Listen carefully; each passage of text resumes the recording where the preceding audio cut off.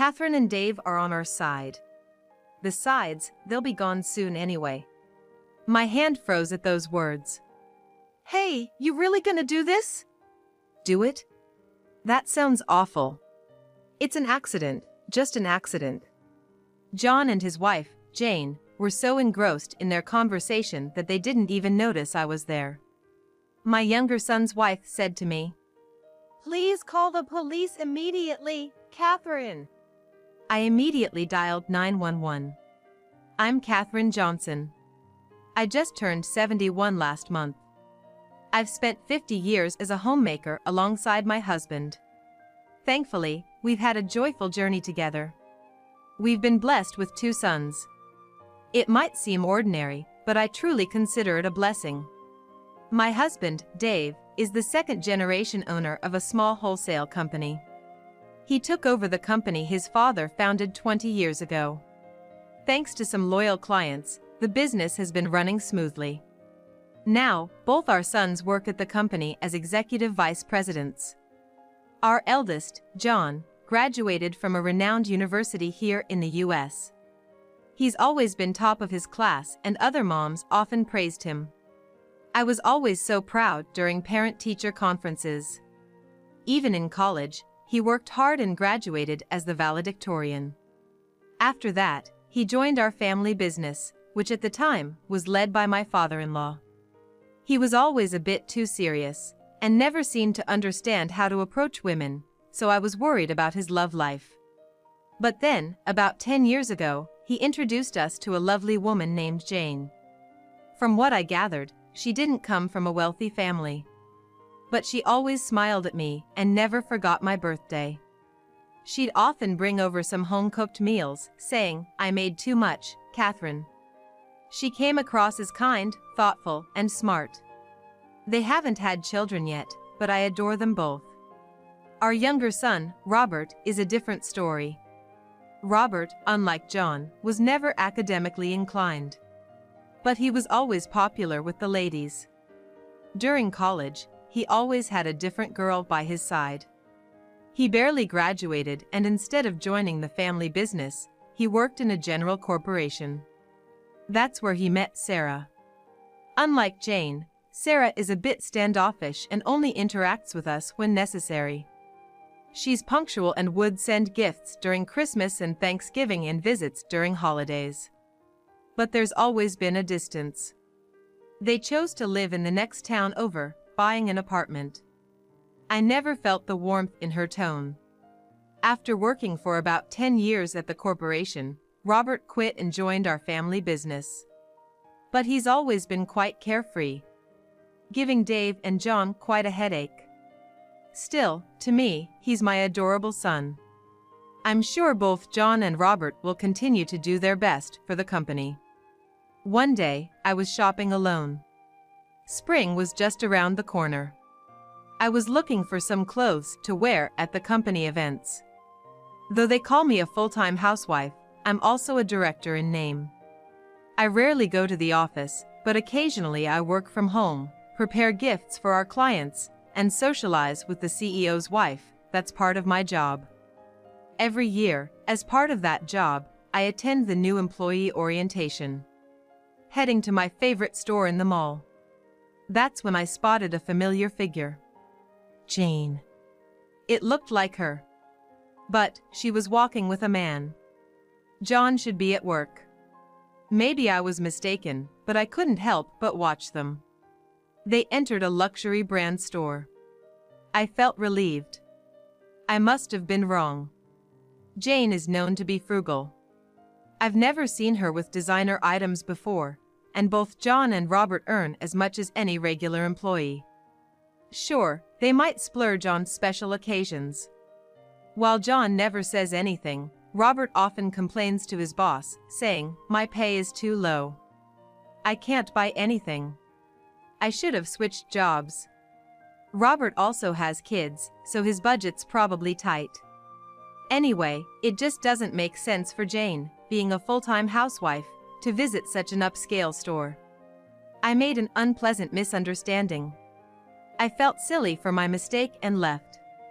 Soon after, it was time for our company's new employee orientation. This year, we welcomed 1 mid-career hire and 3 fresh graduates. Though we're not a large company, we hire about this many employees each year. All of them were from different states this year. I hope they'll stay with us for a long time. The orientation went off without a hitch. But there was an issue afterwards. As I approached the CEO's office, I heard Robert arguing with my husband. "This doesn't make sense. You must have done something." Robert, face red with anger, was confronting my husband. John was trying to calm him down. "What's going on?" I hurriedly asked. "The accounts don't add up," Robert shouted. "The accounts?" I was clueless. I asked her for more details. He explained the discrepancy in detail. "You must have skimmed off the top." My husband shot back. Robert retorted, "Don't be stupid. This is why I can't stand second-generation CEOs. What's that supposed to mean?" The argument between my husband and Robert was heating up. "Enough is enough." At that moment, John's voice rang out. "I'll look into the numbers. Both of you, just stop it. If other employees hear about this, it'll only cause unnecessary anxiety. Don't discuss such matters here." John told them. "You can always rely on the eldest." I was impressed by John's handling of the situation. Both my husband and Robert fell silent. I knew we could count on John. A few days later, John reportedly spoke to my husband. There was nothing suspicious in the ledger, but there was one instance of double payment. I quickly contacted the other party, and they agreed to adjust it for next month's balance. I think that's probably why Robert felt something was off. Thanks to him, we caught the error. Dave was clearly impressed by John's words. The brilliance with which he could discuss such a misunderstanding was noteworthy. He truly was an exceptional son, so much so that sometimes Dave wondered if he really was his own. With the busy rush of April and their earlier disagreement behind them, I was dining out with Dave. It had been a while since we enjoyed a meal together. We decided to splurge a bit and went to the top-rated sushi restaurant in the area that had recently earned a Michelin star. The dazzling dishes were a treat to the eyes. Pretty soon, John and Robert should be thinking about treating their families to places like this, I said, enjoying the meal. Nah, John, sure, but it's too soon for Robert, Dave replied. But Robert did mention that he's struggling with 3 kids and a low salary, didn't he? If you worked as hard as John, I might consider it, Dave said, brushing off my concern with a laugh. Oh, come on, I retorted, slightly annoyed. As the meal progressed, our stomachs became full. We will bring out the dessert shortly, the waiter informed us before retreating. Dave sipped his tea, looking satisfied. Oh, I've got a call. I'll be right back, he said, checking his phone. Hurry back, the dessert will be out soon, I called after him. Alone in the room, I sipped my tea, enjoying the tranquility. However, a familiar voice from the next room interrupted my thoughts. Listen here. It was loud and dominant.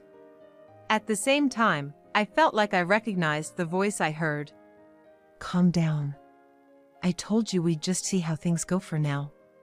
The voice that seemed like John's responded. Was that Jane, earlier? Were they here celebrating an anniversary or something? Realizing that my son and his wife were in the adjacent room brought a smile to my face. Once Dave returned, we'd surprise them. They'd never expect to run into us here.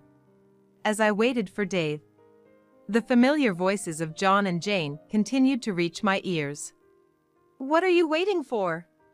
I never expected Robert to notice. Their conversation was becoming heated. Fortunately, our room is the second to the last. I assume the voices of John and Jane from the very last room should only reach here. It's fine because it's us, but if it were someone else, it would have been bothersome. I thought we'd need to be careful. But soon, being careful would be the least of my concerns. Catherine and Dave are on our side. Besides, they'll be gone soon anyway. At that, my hand froze. Hey, you sure we're gonna do this? Do what? That sounds bad. It's just an accident, okay? The two of them were discussing so intently, they probably had no idea I was here. Or that their voices could be heard in the next room. But first, about the money.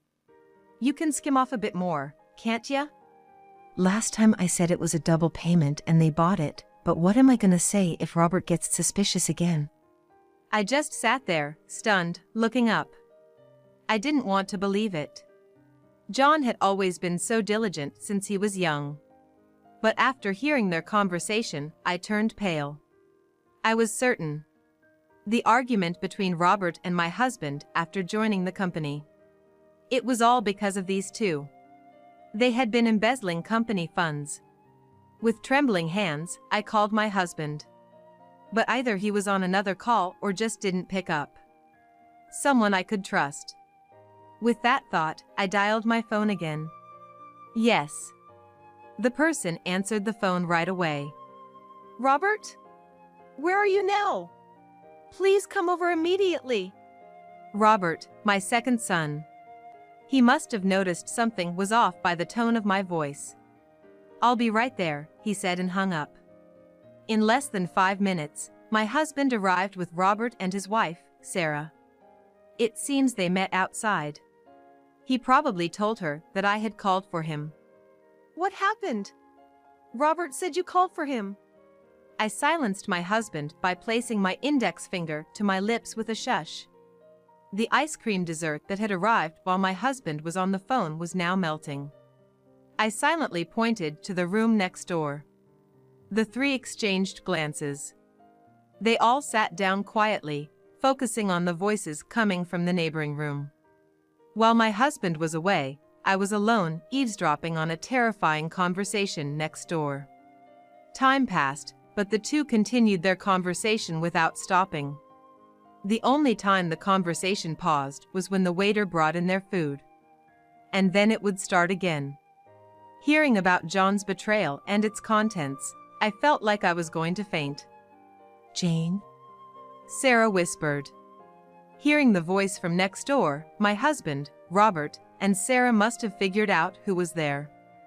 That's why, daffodils. You know, if you confuse them with leeks, it can lead to accidents. Jane's voice was audible. The three probably didn't quite grasp the content yet. At the very least, she'll be hospitalized for a while. If we're lucky, there will be a funeral. So, we have to make sure no one finds out about the embezzlement until then. Robert let out a small, puzzled what? So, maybe we could just wait and see? John's voice was also heard. This conversation had been going on for a while. No way! We can't stop the flow of money! Jane countered John. If they find out, they won't let me take over the company. There's no way they'll find out. Or, before they do? They probably realized that this wasn't just an ordinary conversation. Sarah quickly activated the voice recorder on her smartphone. My husband remained silent, not saying a word. Robert was trembling. So, daffodils. That explains why you're planted in the garden. Yes, that's the reason. I've been bringing in dishes, and it seems they love my cooking. Even if it tastes a bit off, they'll just think it's a culinary mistake and eat it, right? I realized the true intentions behind their plans. I wonder what I should make. Scrambled eggs with leeks? They have to eat a lot of it. I wonder how much insurance money they have. Jane's cheerful voice was followed by loud laughter. Knowing my dad, he's got a hefty policy. I'll finally be the CEO. It was worth staying quiet and listening to them all this time. John's smug voice. Robert, consumed by anger, stood up. My husband didn't try to stop him. No! The one who stopped him was Sarah. Why? I asked Sarah. She seemed indifferent. She hasn't been very close with us, so maybe it felt like it didn't concern her. But Sarah calmly replied, "If we confront them now, it'll play right into their hands. I'm sure both you and your husband would be swayed by John and Jane." My husband and I remained silent. "So, what are we supposed to do?" "They're planning to poison my dad and mom," Robert exclaimed. To which Sarah responded, "It's okay. We have evidence. So please, call the police right away." What? I hesitated at her words. Isn't involving the police a bit much? This is a clear case of embezzlement. And they are planning something dangerous. It's a crime. If we let it continue, both you and your husband might. But Sarah's words snapped me back to reality. Right, if we keep this up. The thought sent shivers down my spine. I hurriedly called the police. Sarah explained the situation to the restaurant staff and arranged for our meals to be served slower so that the two wouldn't flee. She also apologized for any inconvenience caused. Without her, Robert, in his heated state, would have probably confronted the couple in the next booth, and I, shocked and drained, would have likely forgiven them without doing anything. After a while, the sound of a police siren could be heard. Upon hearing it, Sarah went outside to guide the police. She told the three of us to wait inside as we probably wouldn't remain calm. We heard voices of Sarah and the police officers. Then, they opened the door to the neighboring room. "What's going on?" Jane's voice rang out. "Sarah?" It seemed the couple finally noticed her. "John, Jane, I've heard your side of the story. I called the police because I thought it was necessary. Let's discuss this at the station to avoid causing more trouble here," said Sarah in her calm and composed voice, which never sounded more reassuring. "What are you talking about? We were just having a regular conversation. Just imagine what my in-laws would say if they knew about this." They probably thought Sarah acted on her own. They mentioned us in their complaints, loudly objecting. "Just because Robert isn't becoming the CEO, you called the cops to frame John? Don't lash out on us," Jane shouted. Hearing this from next door, my husband stood up. "Dad." Robert turned to look at him. The argument in the neighboring room continued. "For now, let's move," suggested Sarah. Following her, an officer asked, "Would you mind coming with us voluntarily?" "I don't want to. I haven't done anything wrong," Jane exclaimed. "Exactly. No need to go," John added. "Oh, really? I thought you had some excuse. Anyway, we're going to the police station now to file a complaint. Shall we go?" Sarah said that. She must have called out to the police. Both of them don't seem to be feeling remorseful. We had to get up and go to the police station ourselves. I stumbled a bit. Robert was there to support me. "Mom, you okay?" "Yes." Robert had been quite a handful in the past, but he's grown so dependable now. We left the room. In the hallway, there were Sarah talking to a police officer, presumably heading towards the next room. I wonder if John and Jane were further down. "Mom, are you there?" Hearing our voices, John shouted. He must have finally realized we were there. His voice sounded quite frantic. "If you want to make excuses, I'd suggest you come with us. Next time, the police will be coming with an arrest warrant to pick both of you up." Sarah, as always, said this calmly. Both of them seemed to rise at her words. In all the shock, I had completely forgotten, but Sarah had taken care of the check for us. And so, John and Jane were taken to the police station in a patrol car. We followed them in our own car. Upon reaching the police station, John and Jane, who had arrived before us, were seemingly pleading with the police, saying things like "it's a misunderstanding" and "my sister-in-law is mistaken." We could hear them even from outside the room. Another officer led us to a different room. There, I recounted everything I had heard earlier. About the embezzlement of company money. And about preparing to poison us with daffodils. I started crying as I spoke. The officer was very considerate towards me. My husband held me by the shoulders. For the company losses, we'll need you to gather more information by tomorrow and then submit a detailed complaint about the embezzlement and the total damage. Dave responded to the officer's words. More than that, I can't forgive them for trying to harm my husband's parents. Sarah said that very bluntly. I was touched by how much she cared and stood up for us. The officer mentioned that, since they hadn't actually acted on their plans, they couldn't arrest them for attempted murder. However, after listening to the conversation Sarah had recorded, it seems they can arrest them for a preparatory offense. They had actually prepared the daffodils as poison and had been serving us food until now to lower our guard. The pictures I had taken of Jane's dishes would also serve as evidence. I hadn't taken them with that intention, but it's funny how things turn out to be useful when you least expect it. Listening to the officer and hearing Sarah's voice, my initial sadness turned to anger. We need them to be arrested and to reflect on their actions. But more than that, the feeling of betrayal from the son I had raised and his wife I had loved deeply grew stronger. I wish they would see hell. The fact that I thought this scared me. Perhaps thinking this way makes me a bad parent. But maybe it's natural for a parent to feel this way. Robert and Sarah decided it was best we didn't meet John and Jane. My husband was furious and probably didn't want to see them, and they felt I might end up forgiving them if I saw them. That might not be the case. I'm pretty mad too. But it's also true that I might forgive them if they apologized. We left everything to Robert and Sarah and went home. It seems our grandchildren were with Sarah's mother who had come over to play, so there was nothing to worry about. They told us to rest and not worry about anything. That comforted me a lot. The next day, we got a call from the police. It seems John and Jane didn't admit to anything. But Robert managed to find out about the embezzlement and the amount within a day. Believe it or not, since their first year of marriage for about 10 years.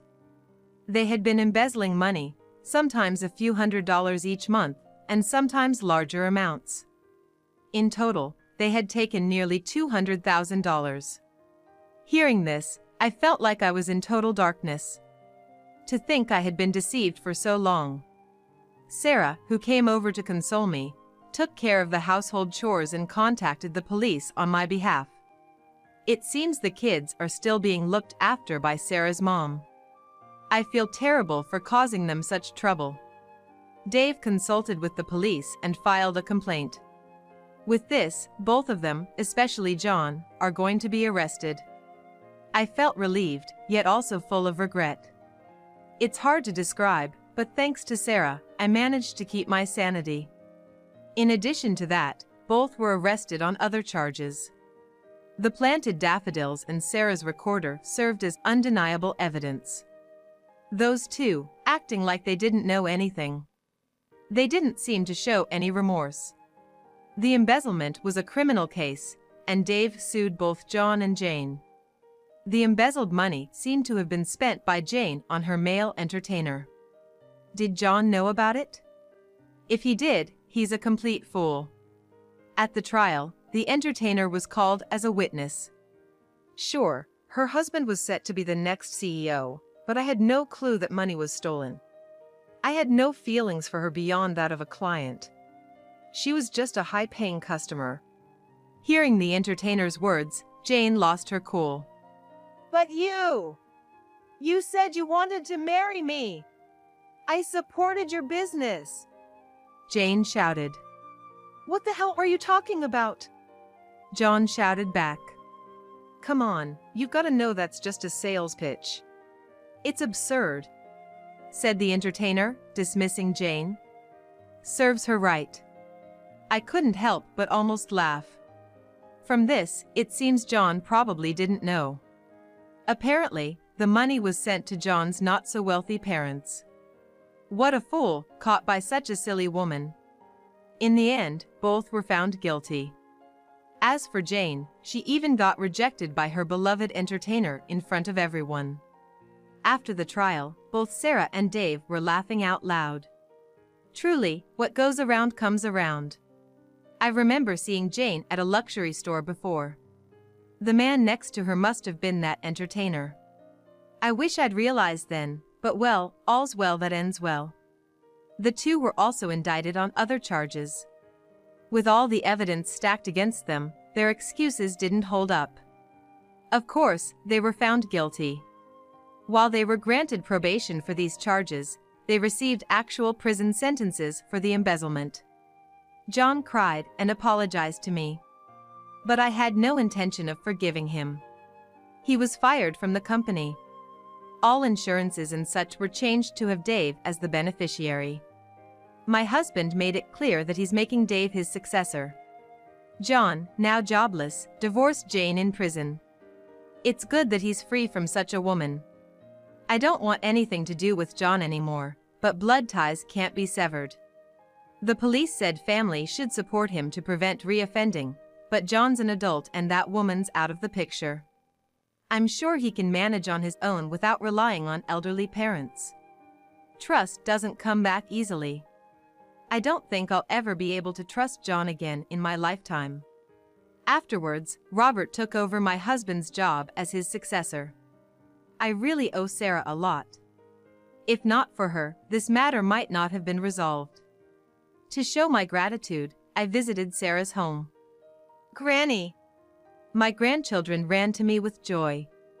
Sarah said, "Sorry for the mess," and led me to the living room. It had been a while since I visited their house. But it looked tidy, hardly a mess. I was delighted to see a photo of my 3 grandkids, myself, and my husband displayed. "Sarah, I can't thank you enough."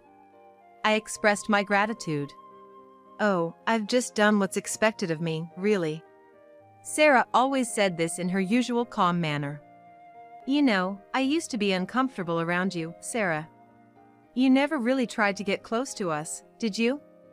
"That's why," I murmured softly. "I knew you felt that way.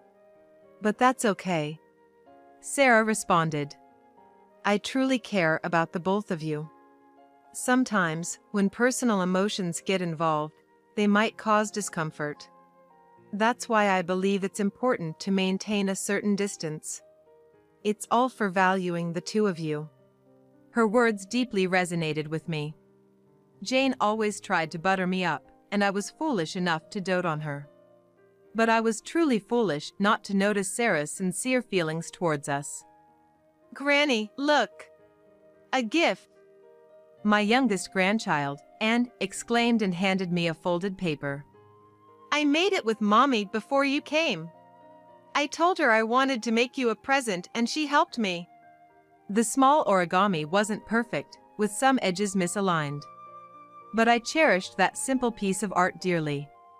"Oh, and thank you. Granny is really happy. I'll treasure it." My words seemed to delight Anne. I'm glad Robert married Sarah.